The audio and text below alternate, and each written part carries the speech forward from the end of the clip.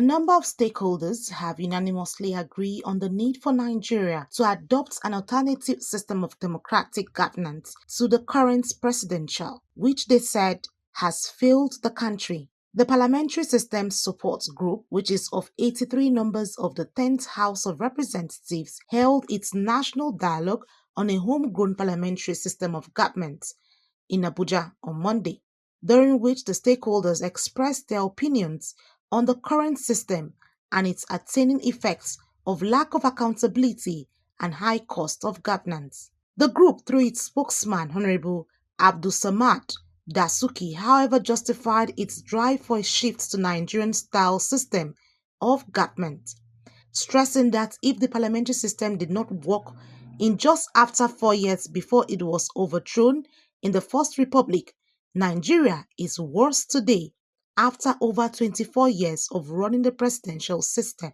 As we gather today to reflect on over 25 years of democracy in Nigeria, it is impossible not to recognize that this period has been an experiment, one that has tested our patience, optimism, and enduring hope for a better nation. Yes, we have nurtured and embraced this democracy, but let us be candid. This is not the democracy we desire, not the one our founding fathers envisaged. A closer look at the system reveals fractures that can no longer be ignored, dreams left unfulfilled, and gaps that beg to be filled. Chairman of the event and elder statesman Professor Abdullahi Ango recalled that the parliamentary system of government as bequeathed to Nigeria by the British colonists was working until some people who were in a hurry felt that it was not working and overthrew it. He argued that if the alternative later adopted has failed, answers should be provided to the question of why we failed, adding that it is a system that does not fit into Nigerians' cultural system and other values. America claims democracy. China claims democracy. Most countries claim democracy. So democracy must have multiple meanings, flexible meanings, and so on.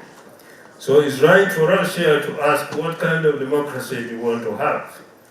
And it's also right to insist that we can have a homegrown democracy, and our children who are versed at a lot of things should be able to do so. But then there was a transition between military and civil rule, and there was a disagreement in terms of how this should happen. And to my mind, that was our first major mistake. Also, former National Secretary of the defunct Action Congress, AC Dr. Usman Bugaji, saluted the courage of the group of lawmakers to bring the issue to the fore, advising, however, that the focus should be broadened, adding that the idea of a homegrown system was in order and that anyone who keeps borrowing foreign system will end up being enslaved. Because I see this process of reinventing our politics. Because our politics today is actually sick, it's decaying, it's not delivering. And citizens are agitated that it's not giving them what they are looking for. So it's in our own enlightened self-interest to reinvent it so that it meets the expectations and the aspirations of our own society. And three things we need to look at. First is a new political philosophy. We have to start discussing what is the objective of politics. Is it just personal benefit and self-aggrandizement?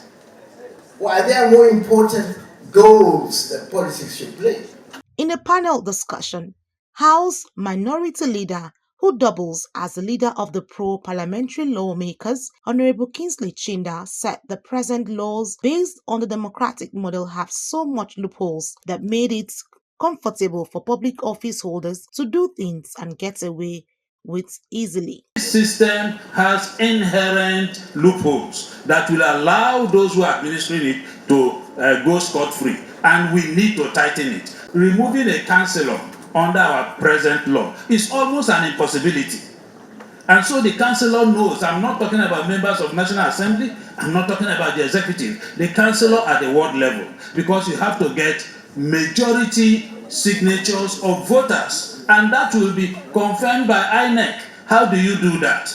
When even the voters register has more than 50% ghost names. So where are you going to get the 50% genuine persons and their signatures confirmed? However, Speaker Honorable Tajuddin Abbas insisted that a homegrown parliamentary system must not only reflect the procedural aspects of governance, but also the intrinsic values, goals, and cultural modulation of the people it serves.